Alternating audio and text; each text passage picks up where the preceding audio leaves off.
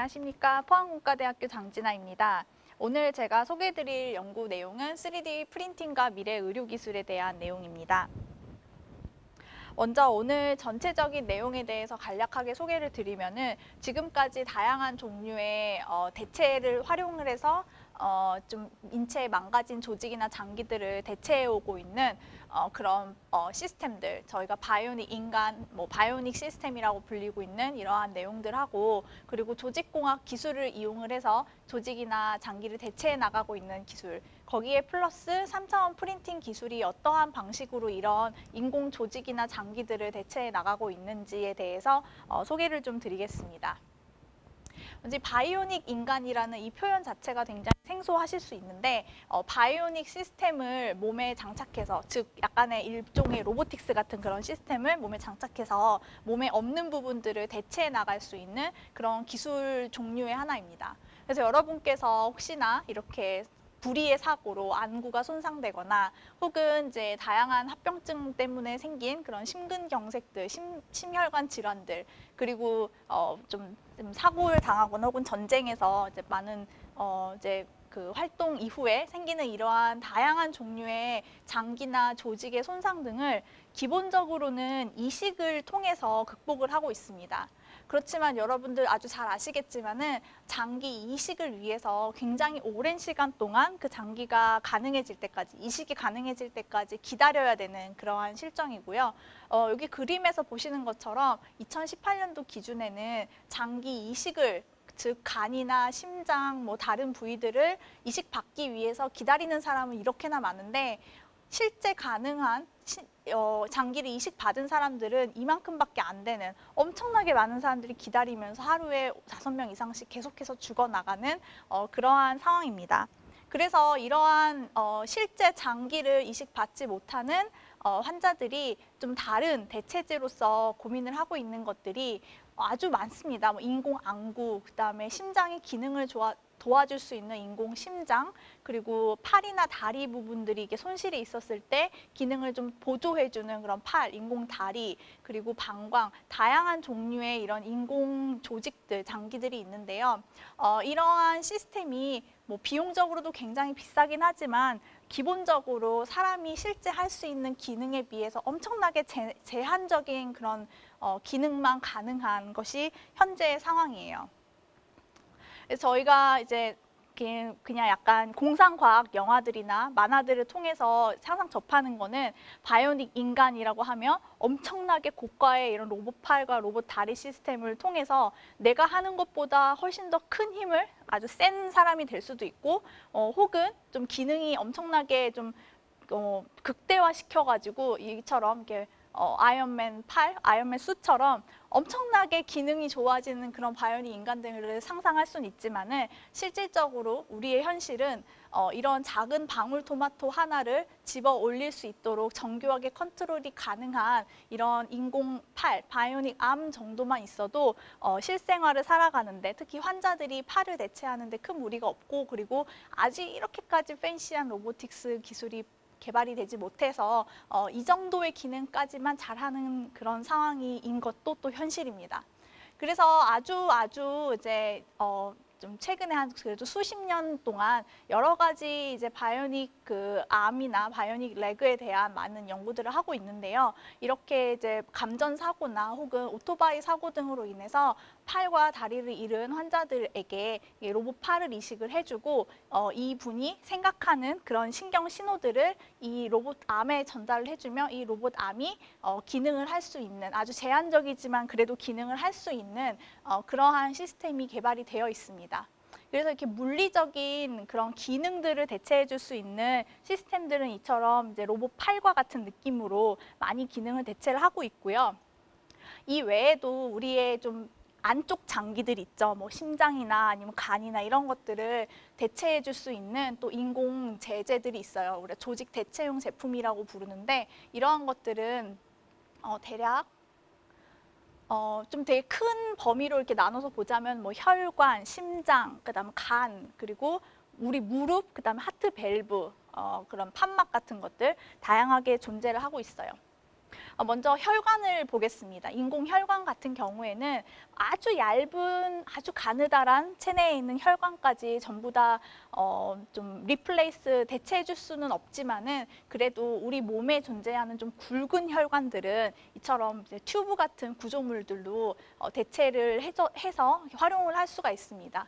뭐 예를 들면은 우리가 복부 대동맥이나 아니면은 심장에 이렇게 다이렉틀리 붙어 있는 아주 굵은 동맥들 같은 경우에 가끔씩 이제 혈관에 좀 나쁜 찌꺼기들이 쌓여가지고 혈관이 무너진다거나 혹은 혈관벽이 터지는 그런 이제 아픈 질환들이 있는데 그런 질환을 겪게 되는 경우에 이렇게 비분해성 소재들 그리고 몸 안에 들어가서도 뭐 거부 반응도 없고 그리고 뭐 면역 세포들이 와서 공격을 하지 않는 그러한 종류의 재료들로 이용을 해서 리플레이스먼트를 해줄 수 있습니다.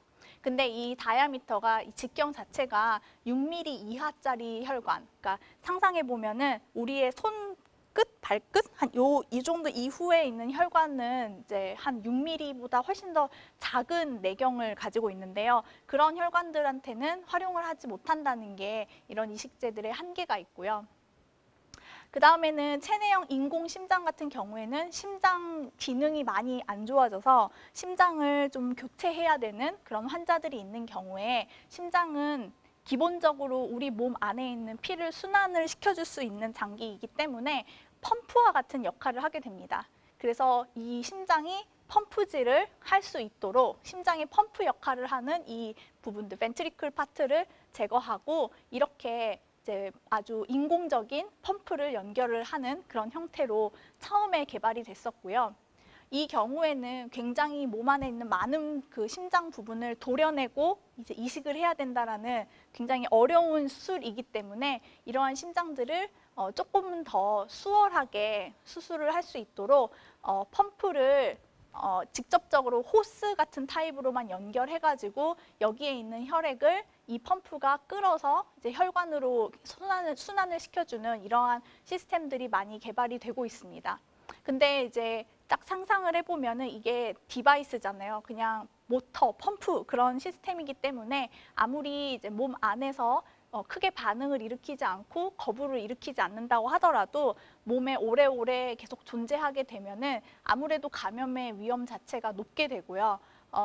그래서 이러한 시스템을 몸에 연결해가지고 평생 사용하기는 좀 어려운 타입이긴 합니다. 그래서 이게 아주 임시적인 인공 장기로서는 활용이 되지만 이거를 롱텀으로 그냥 죽을 때까지 계속 사용하기는 좀 어려운 게 아직까지의 큰 한계고요. 그리고 굉장히 비쌉니다. 한 번 시술하는데 뭐 1억 이렇게 큰 돈이 드니까 굉장히 비싼 시스템입니다.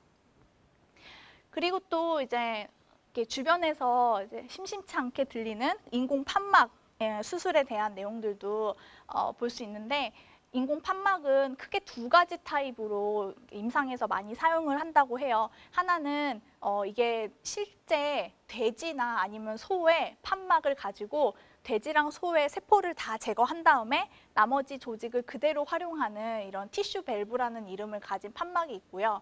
이 판막의 경우에는 실제 사람하고 사이즈도 거의 비슷하고 그리고 되게 좀 뭐 쫄깃쫄깃한 실제 이제 판막과 같은 그런 물성도 가지고 있어서 체내에 들어갔을 때 잘 이렇게 뭐랄까 융합이 될 수 있는 그러한 특성을 가지고는 있지만은 이게 아무래도 뭐 앞에서 본 것 같은 고어텍스나 다크론 같은 합성 폴리머는 아니기 때문에 이제 큰 힘이 가해지면 잘 찢어진다라는 그런 단점이 있습니다. 그래서 이걸 보완하기 위해서 이렇게 눈으로 딱 봐도 철 같죠, 메탈 같죠, 이런 메탈 시스템을 가지고 아티피셜리 밸브를 또 만드는 방식이 있는데 이 경우에는 이 조직 판막에 비해서 훨씬 더 좀 이물감을 많이 느낀다고 하고요.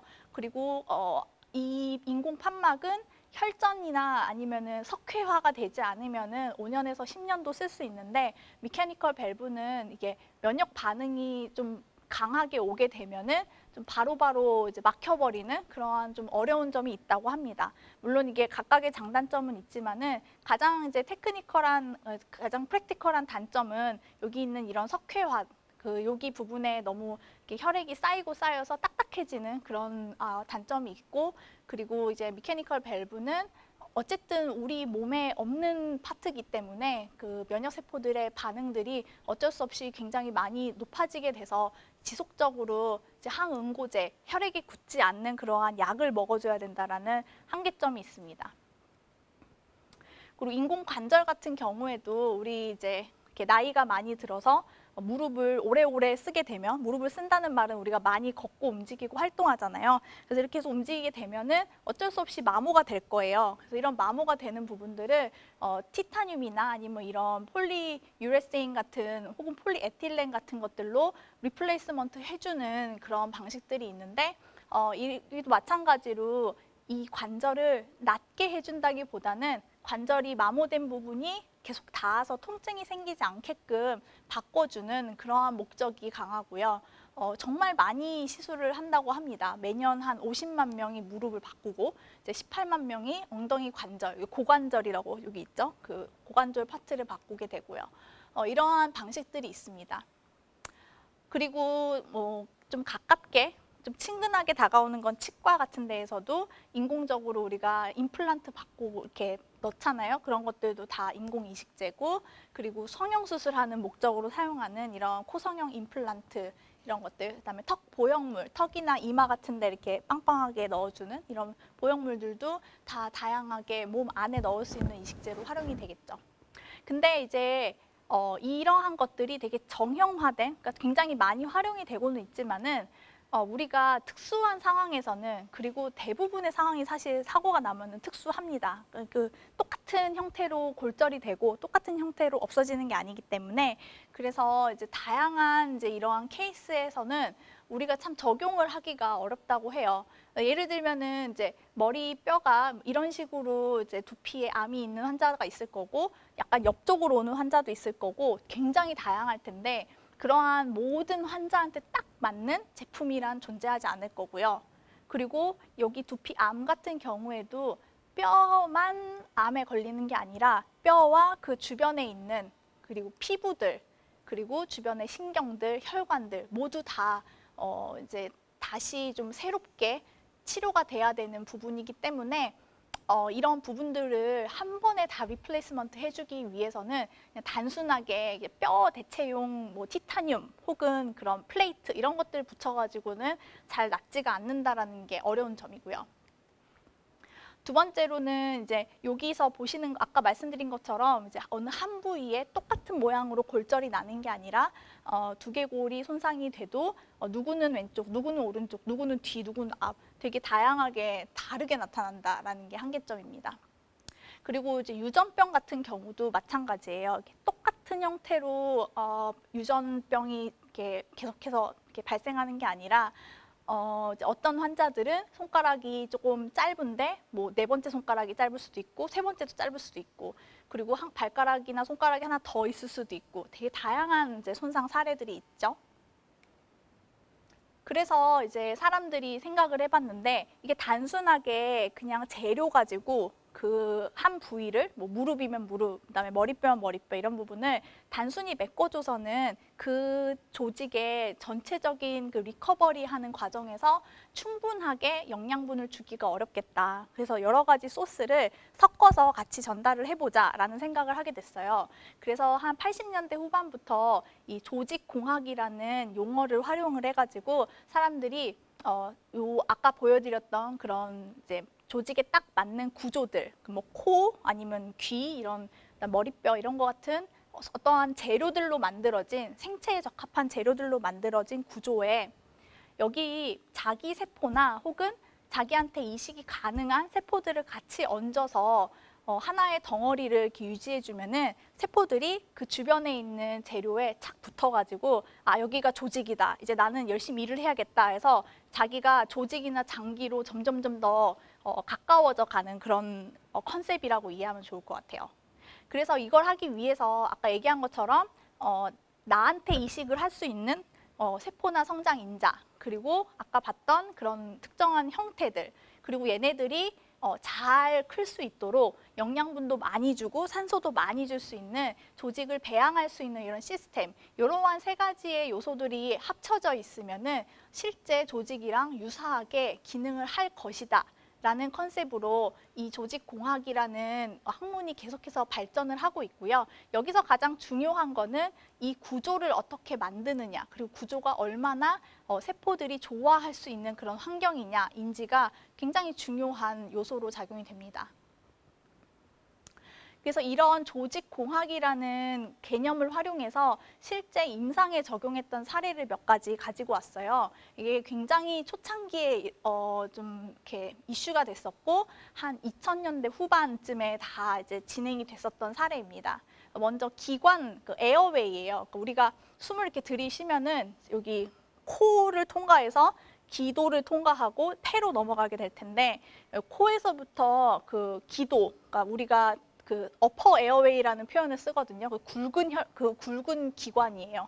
그쪽의 그 기관이 협착이 돼서 여기 좀 그림이 잘 보일지 모르겠는데 이쪽에 이렇게 내려오는 기관이 있고 기관이 두 개로 갈라져서 세 기관지로 갈라지게 되고 여기에 이제 폐가 달려 있거든요. 근데 요 폐에 붙어 있는 요 한 가닥에 요 부분이 협착이 돼서 관이 작아진 거예요. 그러면 여러분 생각해 보면은 빨대로 물을 쭉 마시는데 빨대가 중간에 꺾여져 있거나 막혀 있으면 물이 잘 안 들어오는 것처럼 공기도 일로 위로 이렇게 쏙 들어와야 되는데 여기가 막혀서 잘 안 들어가는 거죠. 그래서 숨쉬기도 어렵고 체내의 산소 공급 자체가 굉장히 어려워지니까 이 부분을 확장을 시키는 무언가의 이제 시술을 해야 되는 상황인 거예요. 근데 안타깝게도 이거를 확장할 수 있는 방식이 없어요. 왜냐하면 이게 그냥 넓힌다고 되는 게 아니거든요. 너무 많은 다양한 이제 조직들과 구조들로 이루어져 있으니까.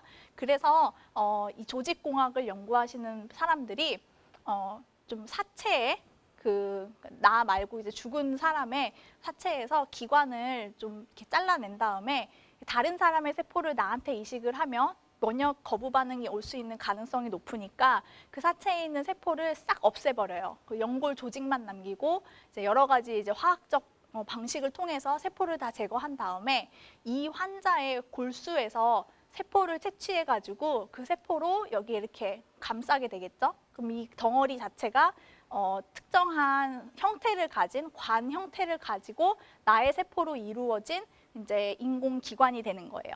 이 기관을 이쪽 부분에다가 잘 이식을 했더니 굉장히 좀 이 환자가 그냥 폐결핵으로 이 기관이 망가진 게 잘 리커버리가 되고 숨도 잘 쉬게 됐다라고 했었던 사례가 세계 최초로 기관 재생했었던 사례로 좀 보도가 됐었고요.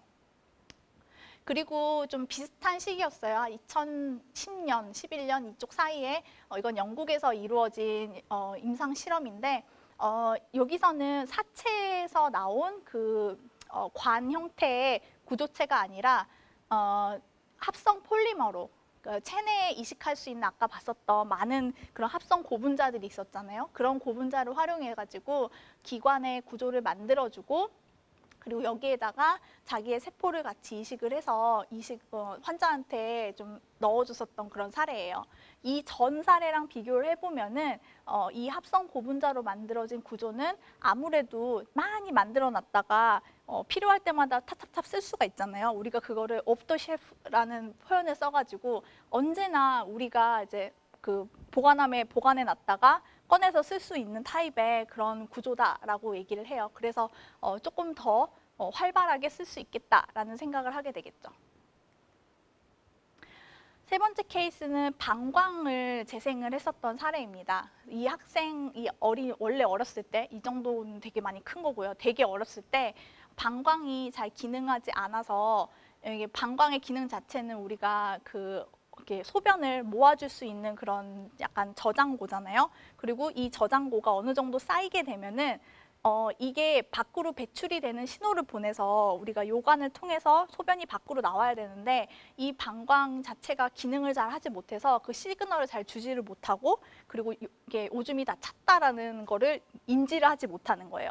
그래서 이 신장과 방광 자체의 기능이 많이 저하되어 있는 환자인데 방광을 이식받아야 되는 시점이었는데 잘 맞는 방광도 없었고 너무 어렸을 때이고 그러니까 기증자가 많이 없고 잘 맞지 않는 그런 케이스였죠. 그래서 이 방광의 기능을 할 수 있도록 이렇게 주머니 모양으로 구조체를 만들어줬어요.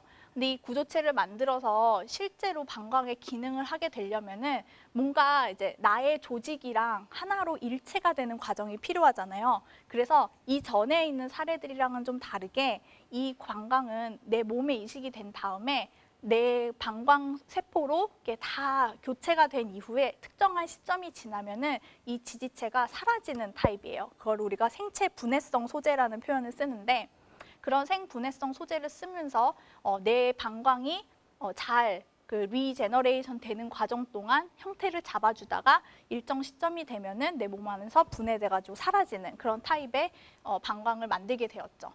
그래서 이러한 개념 자체가 굉장히 좀 굉장히 많은 관심을 보이게 됐고, 그리고 이 학생 외에도 이 루카스 마젤라라는 아이 외에도 20건 이상의, 그러니까 정확한 숫자를 제가 파악하지는 못하지만 그때 방송을 통해서 얘기를 들었을 때에는 자기 말고도 정말 수십 명의 아이들이 이런 혜택을 누릴 수가 있었다라는 보도를 했습니다. 굉장히 많이 좀 유명했었던 그런 사례고요. 그리고 이 외에는 이제 피부 세포를 이용한 인공 피부를 만드는 연구들이었었어요.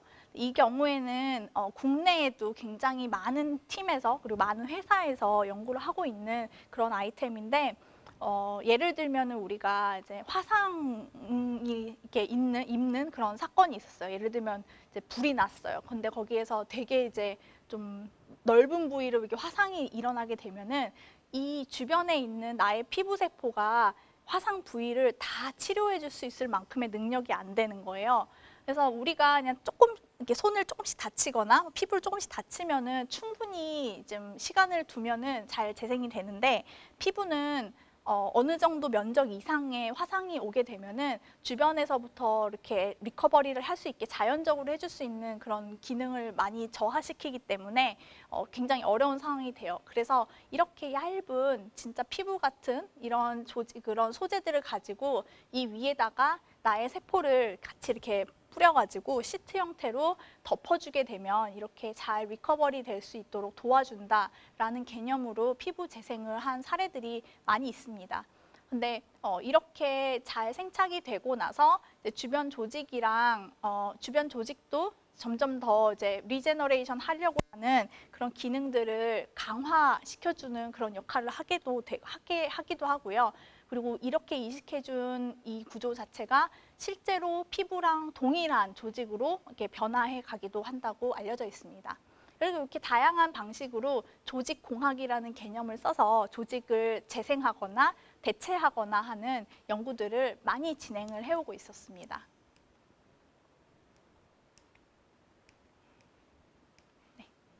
그리고 이게 연골 재생하는 사례인데요. 여기서는 형태를 잡아준다기보다는 좀 이렇게 많이 마모되어 있는 나의 그 연골들 중에서도 우리가 이렇게 걷게 되면은 이렇게 뼈가 허벅지에 있는 뼈가 있고, 그다음에 무릎 밑으로 있는 뼈가 있잖아요. 근데 주로 이제 허벅지 끝에 달려 있는 저 연골, 그러니까 피머라고 부르는데 그쪽 파트에서 이렇게 많이 마모가 된다고 해요. 그래서 이렇게 마모가 된 부분에다가는 자기의 연골, 특히 이제 마모가 잘 일어나지 않는 이런 부분들 있죠. 딱 닿지 않는 부분.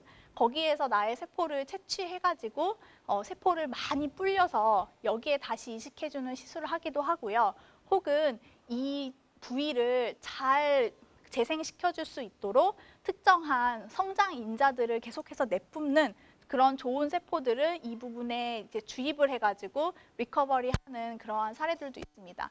자기 유래 혹은 이렇게 동종 유래, 그러니까 나는 아니고 다른 사람인데 면역 반응이 크게 오지 않는 그러한 세포를 가지고 이식술을 하기도 합니다.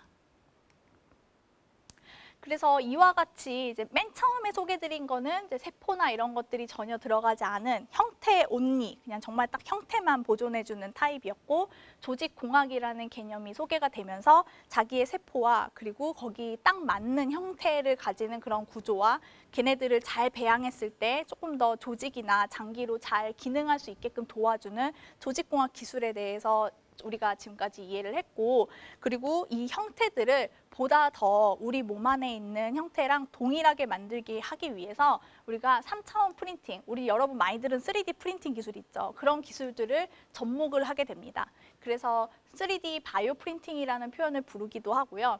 아니면은 뭐 3D 티슈 프린팅, 3D 올간 프린팅 이런 표현으로 부르기도 합니다.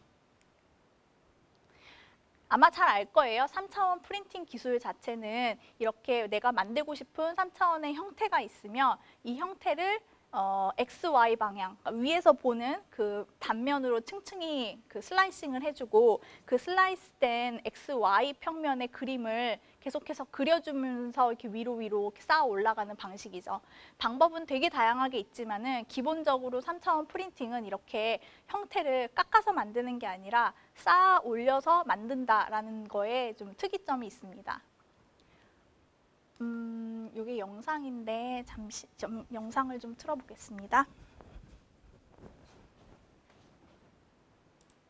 네, 여기서 보는 것처럼 이렇게 가로로 이렇게 한 줄 만들고 그 다음 줄 만들고 그 다음 줄 만들면서 3차원으로 만든 거겠죠. 이런 3D 모델 자체는 우리가 뭐 솔리드웍스라든지 뭐 그런 3D CAD 시스템을 활용해서 소프트웨어를 활용해서 모델을 만들 수도 있고, 그리고 내 몸 안에 있는 특정한 부분을 교체해주기 위해서는 내 몸에 있는 형태의 사진을 찍어야겠죠. 보통 메디컬 이미지 뭐 CT나 MRI 같은 메디컬 이미지를 많이 활용을 하는데, 그런 이미지를 가지고 와서 내가 대체를 하고 싶어 하는 요 부분을 딱 이렇게 노랗게 모델링을 해가지고 요 노란 거를 이런 식으로 만드는 방식이 이제 페이션트한테 딱 맞는 페이션 스페시픽 바이오 프린팅, 뭐 3D 프린팅 이런 표현으로 불리고 있습니다. 그래서 이렇게 3D 프린터를 실제 지금 임상에 사용하고 있는 사례를 한번 봐보려고 해요. 물론 이거는 세포가 들어가 있거나 뭐 조직공학의 개념을 어느 정도 반영했거나 하지는 않아요. 근데 되게 재밌게도 여러 가지 수술을 하는 데 있어서 수술을 그 의사 선생님이 미리 해볼 수 있다는 그런 장점을 가지고 있습니다. 너무 환자마다 형태도 다르고 모든 신경의 배열, 그다음에 혈관의 배열이 다 다르기 때문에 그러한 배열들을 미리 한번 봐보고, 그리고 이렇게 이제 신경이 있으니까 수술을 할 때 이 부분은 건들지 말아야겠다라는 생각을 하면서 양악 수술, 이렇게 턱을 이렇게 깎아내는 그런 수술을 하게 되겠죠. 그래서 이게 또 재밌는 게 이 3D 프린터로 환자 턱뼈 모형을 이렇게 만드는데요. 수술을 하기 전과 수술을 하고 난 후에 턱뼈 사진을 이렇게 프린팅을 해서 보여주니까 오히려 이제 환자라고 말하기 뭐하고 이제 소비자들이 내가 이 성형 수술을 하면 예쁜 턱을 가질 수 있겠네라는 생각이 들어서 또 많은 분들이 이걸 보고 혹해서 이제 수술도 한다고 알려져 있습니다. 네, 그리고 이거는 조금 더 이제 심각한 케이스인데 아기 쌍둥이가 엄마 뱃속에서 이렇게 잘 이렇게 각각의 개별적인 존재로 이렇게 태어났으면 좋았겠지만은 안타깝게도 이제 두 아이가 너무 이렇게 하나의 한 몸이 되어서 이렇게 태어난 아이들이 있어요. 우리 삼쌍둥이라는 표현으로 얘기를 하죠. 근데 이 아이들은 되게 어려운 케이스였던 게 다른 이제 장기들이 이렇게 연결이 되어 있으면은 어느 정도 이제 분리가 되어 있는 그런 구조들이기 때문에 각각의 장기나 우리 몸에 있는 그 조직들이, 그래서 조금 더 쉽게 분리를 할 수 있었겠지만은 이 아기들은 뇌 안에 있는 신경하고 혈관이 전부 다 이렇게 섞여 있는, 얽혀 있는 그런 상황이었다고 해요. 다행히 뇌 자체는 분리가 되어 있어서 두 개의 뇌를 가지고 있는데 이 뇌 부분이 연결된 요 가운데 부분이 굉장히 복잡했다고 얘기를 합니다. 그래서 이렇게 사진만 봐서는 이거를 스컬을 딱 열고 나면, 그러니까 두개골을 딱 이렇게 오픈을 했을 때 어디서부터 이거를 잘라내야 될지, 분리해내야 되겠지 모르겠다라고 되게 당황했겠죠. 그래서 그렇게 하기 전에 이 아기들의 혈관하고 신경을 다 이렇게 보존해가지고 메디컬 이미지로 보존해가지고 이런 식으로 모델을 만들었고요. 3D 프린터로 내부에 있는 이런 혈관이나 신경을 이렇게 봐가면서 미리미리 이렇게 수술 연습을 한 거죠, 선생님들이. 그래서 미리 수술 연습을 하고 나서 열면은 좀 덜 당황스러우니까 훨씬 더 잘할 수 있고요. 그래서 아주 성공적으로 이 삼쌍둥이 분리 수술을 진행했다라는 게 요 케이스였었고요.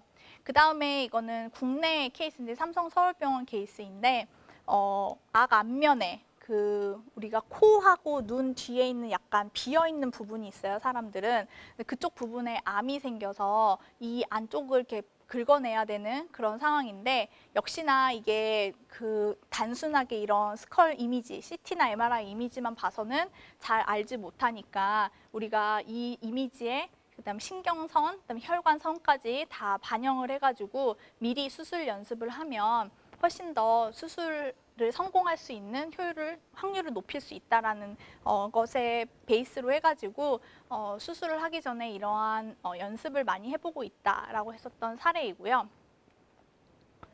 그 다음에는 이제 3차원 프린팅 기술을 이용해서 서지컬 플래닝에서 이제 직접적으로 뭔가 이제 시술을 좀 도와줄 수 있는 케이스로 발전을 하게 됐는데, 이 아가 같은 경우는 태어날 때부터 이제 코가 없는 상태인 거예요. 이게 코가 단순하게 튀어나와서 이게 코가 있다, 이게 코가 납작해서 없다, 이게 중요한 거는 아니었었고, 이 아기가 이제 숨을 쉬려면은 코로 숨을 들이마셔야 되는데 요 길이 없는 거예요. 그래서 콧구멍에서부터 이제 기도까지의 길이 없어서 그쪽 부분을 인위적으로 구멍을 이렇게 내주면은 이 아이가 이제 아기들은 원래 상처가 나도 빨리 낫잖아요.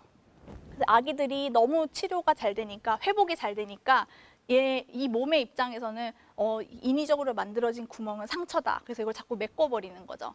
그래서 이렇게 메꿔지는 이 구멍, 숨길을 틔워줘야 되는데, 그걸 틔워주려면은 아기가 이 숨길이 어느 정도 이렇게 아물 때까지 약간 관 같은 거를 코에다 이렇게 넣어서 받쳐줘야 되는데, 너무 안타깝게도 이렇게 어린 아기들한테 딱 맞는 그런 스텐트가 없다고 해요. 그래서 이 아기의 코 길, 이 숨길 사이즈에 맞도록 실리콘 같은 소재로, 의료용 실리콘 같은 소재를 활용해가지고 관을 만들어줬고, 이렇게 해서 관을 넣어가지고 계속 코가 아물 때까지 기다려줬더니 숨길을 잘 만들 수가 있었다라는 케이스였었어요. 그래서 이 아이는 한국 아이는 아니고 몽골 아이였는데, 몽골에서 수술을 받으러 한국에 와가지고 이렇게 숨길을 낼 수 있었다라는 그런 케이스였고요. 굉장히 희귀한 케이스였는데 좋은 분들한테 도움을 많이 받아가지고 수술을 잘하고 지금은 살아가는데 전혀 지장이 없는 그런 상황입니다. 여기에 있는 그 내용들이었었고요. 그래서 이러한 비강을 숨길을 유지해 줄 수 있도록 형태를 만들어 주려면 이렇게 좀 복잡한, 이쪽 콧구멍은 한쪽은 이렇게 좀 길이를 짧게 만들고 이쪽은 하나를 길게 만들어서 두 개의 콧구멍으로 연결된 하나의 길을 유지할 수 있도록 한 디자인이었었고, 이렇게 구조를 만들어서 이 의료용 실리콘을 몰딩을 해가지고 만들었었던 구조였었습니다. 그래서 이 보이는 이 코는 결코 프린터로 만든 건 아니고, 이제 성형외과 선생님들이 아기의 조직을 잘 활용해가지고 코스럽게, 코와 유사하게끔 형태를 만들어줬던 거고요. 코 안쪽에 있는 이 숨길 자체가 굉장히 잘 리커버리가 됐다라는 게 중요한 포인트였었습니다. 그리고 또 한 가지 굉장히 좀 유명한 사례가 있어요. 이 아이 같은 경우에는 태어날 때부터 선천적으로 아까 봤었던 그 굵은 기관지하고 여기서 갈라지는 새 기관지가 있죠. 그쪽 부분이 좀 결손이 된 상태로 태어난 거예요. 그러니까 결손이라기보다는 굉장히 작은 사이즈로 태어난 거죠. 그래서 이 아기 때는 이제 머리도 이렇게 사이즈가 크고 하다 보니까 이렇게 목을 가누기가 어려운데, 목을 잘못 이렇게 움직이면은 이 숨길 하나가 막히게 돼요. 그러니까 폐로 들어가는 길 하나가 또 똑같 막히게 돼서 굉장히 좀 생명에 위협을 주는 상태가 되는데, 이 아이가 이 부분이 조금 어른이라기보다는 뭐 한 3살 내지는 5살 정도만 돼도 여기가 충분히 넓어지기 때문에 살아남는 데는 큰 지장이 없다고 합니다. 그래서 이 아기한테 딱 맞는 사이즈로 이 기도의 부목을, 약간 깁스하듯이 그 부목을 대는 그런 시술을 하게 됐고요. 이 부목은 재밌게도 한 2년 정도만 지나면은 몸에서 녹아서 사라지는 재료예요. 그래서 이 아기가 병원에 와가지고 이러한 질환 때문에 생길 수 있는 그런 가능성, 그 나쁜 가능성을 배제해주기 위해 이렇게 생긴 부목을 여기에 이식을 하고 얘가 점점 자라서 이 기도가 충분히 자기의 역할을 할 수 있을 때가 되면은 이미 이 부목은 녹아서 없어지기 때문에 다시 수술을 하지 않아도 되는 거죠. 그래서 이 케이스는 지금도 미국에서 엄청나게 클리니컬 트라이얼을 많이 하고 있는 케이스이고 모든 아이들이 크게 부작용 없이 좋은 그 아웃풋을 보이고 있는 그런 성공 사례입니다. 이게 지금 간단하게 정리한 그 영상인데요. 여기서 보이는 것처럼 이렇게 형태를 가지는 구조들을 프린트해서 만들고 있고, 그리고 여기에서 보이는 이런 뭐 턱뼈 같은 것들도 만들고, 이런 프린터로 형태를 잘 보일지 모르겠지만 파우더 안에서 특정한 부분만 굳혀가지고 만드는 방식이었는데 그런 방식으로 해서 부목을 만들었었고요. 그리고 이렇게 만들어진 부목을 실제 조지아 주에 있는 그 조지아 텍에 있는 그 어린이 아동병원에서 이런 아기들 선천성으로 가지고 있는 질환을 가진 아이들을 위해서 구조를 만들어 가지고 이식을 했고, 이러한 부목이고요. 이렇게 세기관지가 얇아져 있는 부분에 끼워 가지고 리커버리를 유도했었던 그런 사례입니다. 항상 성공적으로 됐다고 해요. 그리고 이제 아까 봤었던 그런 부목을 대는 부분들 대신에 이제 수술이나 혹은 사고를 당해가지고 기관이 정말 없는 경우, 굉장히 이제 막 이렇게 엄청나게 좁아졌거나 혹은 사고로 손실이 되는 경우에는 그 부분을 대체해 줄 수 있는 그런 구조들도 많이 만들고 있어요. 이 재료도 마찬가지로 한 2년 정도가 지나면 몸 안에서 자연스럽게 사라지는 재료이고, 이 재료의 안쪽 부분에 사람의 줄기세포, 코에서 나온 줄기세포를 가지고 이렇게 발라주면, 시딩을 해주면은 이 부분이 실제 호흡기 점막이랑 굉장히 유사한 기능을 할 수 있도록 분할을 할 수 있다고 알려져 있어요. 그래서 이렇게 만들어진 구조가 얼마나 잘, 그리고 실제 구조와 유사한지를 확인하기 위해서 토끼 모델을 활용해가지고 이식을 해줬고, 진짜 우리가 점막 조직처럼 그런 약간 우리 가래 이런 거 얘기하죠. 가래 같은 것들도 잘 분비해내고 점액질 분비를 해내고, 그리고 나쁜 그런 파티클들을 밖으로 밀어낼 수 있는 그런 선모, 실리아들의 운동들도 잘 보여주고 있다라는 그러한 사례들을 확인할 수 있었어요. 이것도 마찬가지인데 아까 앞에 있는 거는 아주 일부의 부분, 그러니까 전체 원통을 360도라고 했을 때 한 3분의 1 정도를 파트로 윈도우를 내가지고 리커버리가 되는지를 봤다면, 여기에서는 정말 홀 트라키아, 그냥 똑똑 그 튜브의 일부분을 갈아 끼웠을 때에도 이 튜브가 진짜 우리의 호흡 기도 같이 역할을 잘 할 수 있을지에 대해서 확인을 했었던 거고, 내부에 있는 점막이 굉장히 잘 보존이 돼서, 그러니까 잘 회복이 돼가지고 충분히 가능성이 있을 수 있겠다라고 생각을 했고요. 이 모델을 가지고 현재는 이제 대동물, 그러니까 대동물이라고 하면 돼지나 이제 비글독 같은 정도의 큰 동물인데, 큰 동물에서도 이런 결과를 잘 보인다라고 하면 사람한테 들어가서도 효과를 잘 보일 것이고, 그리고 안전하게 넣을 수 있다라는 거를 좀 미리 시험을 해볼 수 있는 그런 케이스예요. 그래서 현재는 비글 실험을 아주 성공적으로 잘 진행 중에 있습니다. 이거는 조직 재생을 했었던, 특히 골 조직을 재건했었던 사례인데요. 이건 실제 임상 케이스예요. 여기서도 직접적으로 사람의 세포를 넣지는 못했어요. 이때 당시에는 허가에 문제가 있기 때문에 그 임상 허가에 대해서 아주 이제 조금 더 제한이 완화된 이전 시점이어서 사람의 세포는 넣지 못했지만, 이렇게 함몰되어 있는 광대뼈, 밑에서 보면 좀 더 정확하죠. 오른쪽에 있는 광대뼈는 조금 더 높이가 높은데 왼쪽에 있는 광대뼈는 높이가 좀 낮아요. 그래서 이 광대뼈의 높이를 맞춰주면 눈의 높이도 같이 맞춰질 수 있어서 이 부분을 잘 디자인해가지고 넣어주면 훨씬 더 도움이 되겠다라고 생각을 하게 된 거죠. 그래서 역시 이 환자도 CT 데이터로부터 두개골 모델을 가지고 왔고, 이 두개골 모델에서 오른쪽은 정상, 왼쪽은 약간 함몰되어 있는 부분이기 때문에 오른쪽에 있는 구조를 이제 왼쪽으로 미러링을 시켜서 이 왼쪽에 움푹 파여 있는 부분과 여기에 대한 높이 차를 계산을 하면 이런 식의 이런 모양을 만들면 되겠다라고 계산을 할 수가 있어요. 그래서 이러한 모양을 가지고 잘 프린팅을 해서 만들면 구조를 획득할 수가 있는데, 이런 환자 맞춤형으로 우리가 생체에 들어가서 잘 분해되는 재료를 가지고 이렇게 3차원의 모양을 만들어 준 다음에 여기에 딱 넣어봤더니, 이건 환자의 두개골 모형이거든요. 넣어봤더니 이게 탁 마치 맞춘 듯이 잘 들어맞았다라는 내용이고요. 그리고 이제 수술을 잘 받았고, 수술을 받고 나서 리커버리 되는 과정을 보니 거의 이제 정상 높이를 회복했다라는 거고요. 지금은 3년도 넘었어요, 이 시술을 한 지. 그래서 거의 이제 눈에 보이지 않을 차이를 가지고 있고, 그리고 이쪽 부분이 실제 뼈 조직이랑 아주 동일한 그런 컴포넌트를 가지지는 못했지만은 외관으로 봤을 때는 전혀 문제가 없는 그런 상태라고 알려져 있습니다. 그래서 이거 마지막 챕터인데요. 앞서서 이런 프린팅을 하고 난 이후에 이제 세포들을 추가로 넣어주는 그런 과정들을 봤는데, 이제는 아주 기술이 또 열심히 발전을 해가지고 세포까지도 같이 프린팅을 할 수 있는 그런 기술이 개발이 되었습니다.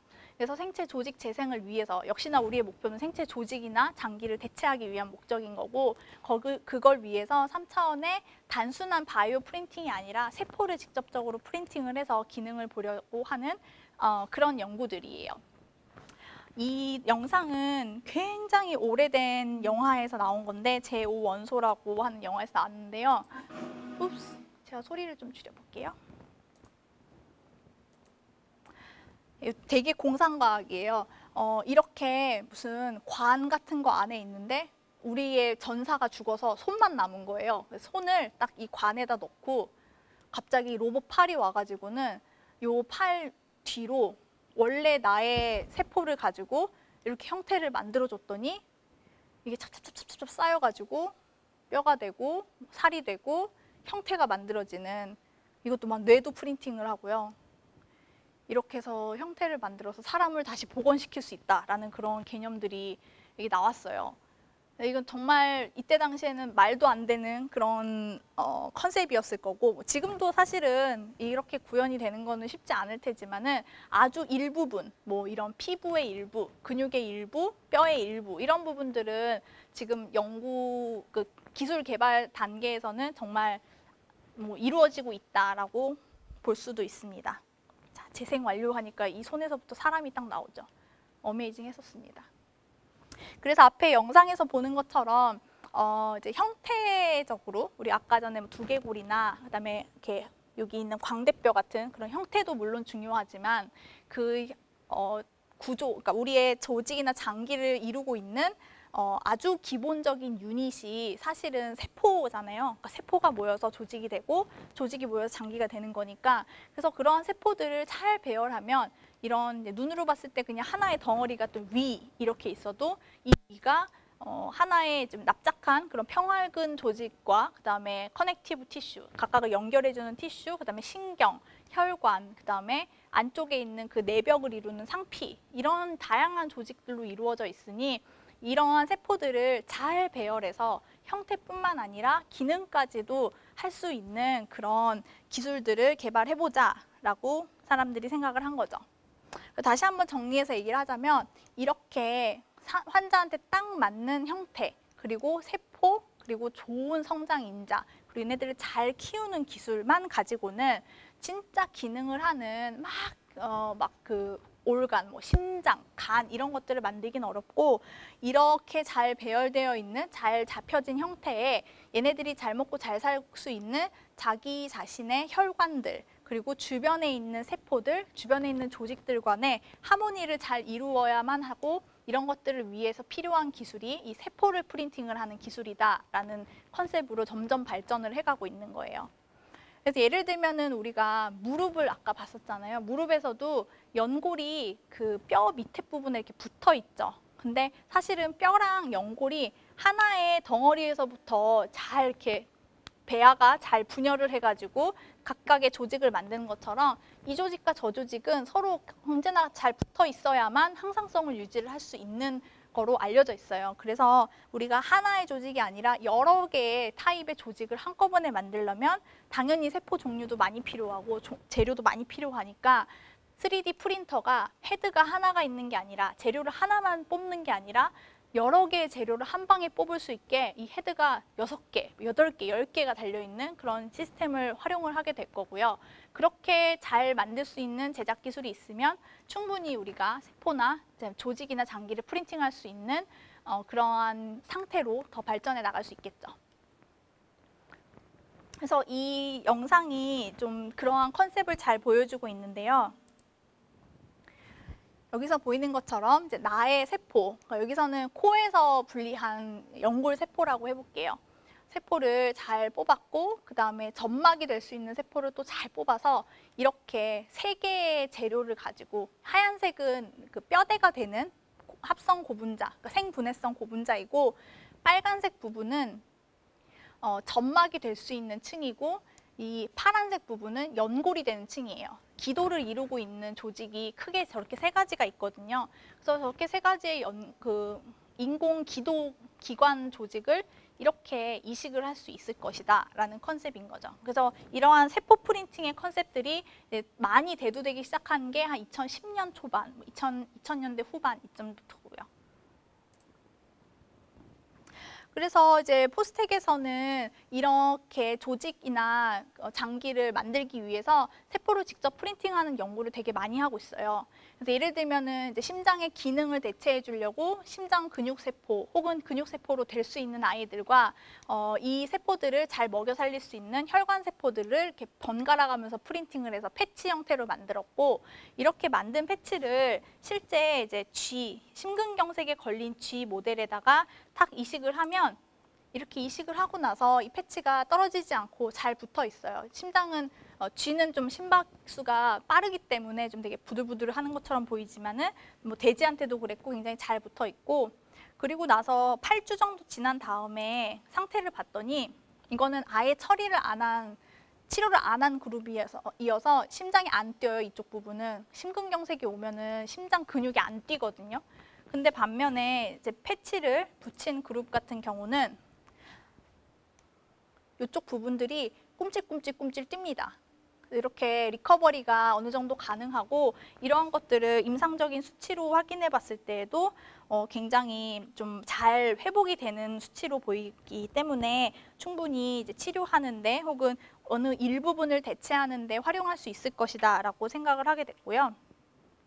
그리고 또 한 가지는 각막 조직이었었어요. 우리가 되게 인지하지 못하고 있는 아주 중요한 이제 조직이나 장기 중에 하나인데, 눈 주변에 있는 것들이죠. 특히나 눈 가장 바깥 표면에 있는 이 투명한 각막은 빛을 이렇게 모아서 우리가 망막에 시상이 맺힐 수 있도록 도와주는 기관이기 때문에 우리한테 렌즈에 해당하는 그런 역할이겠죠.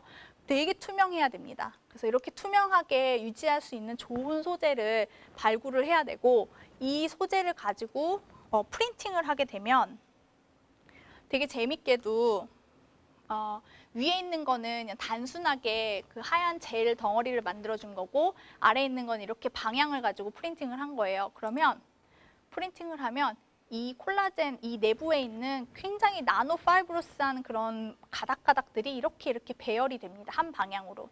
그래서 사람 눈이 투명한 이유는, 사람 눈은 이러한 나노 파이브러스 스트럭처가 이렇게 직각으로 유지가 되고 있기 때문에 빛이 잘 투과한다라고 알려져 있어요.